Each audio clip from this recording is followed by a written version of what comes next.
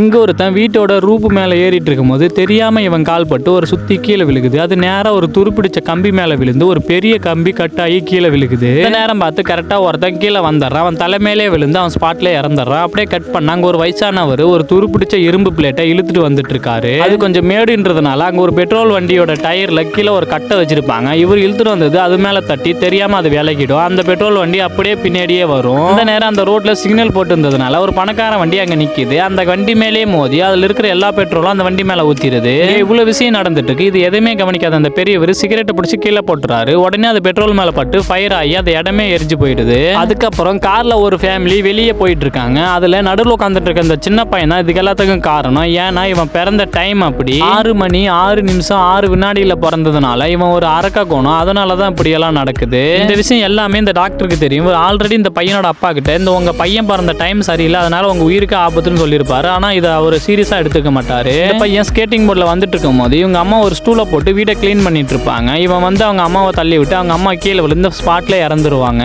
அப்புறம் தான் இவனோட அப்பா ரியலைஸ் பண்ணவர் டாக்டர் சொல்லும் போதே கேட்டிருக்கலாம்னு சொல்லிட்டு இந்த பையனால இவங்க ஃபேமிலிக்கு மட்டும் ஆபத்து இல்லை, இந்த உலகத்துக்கே தான் ஆபத்து.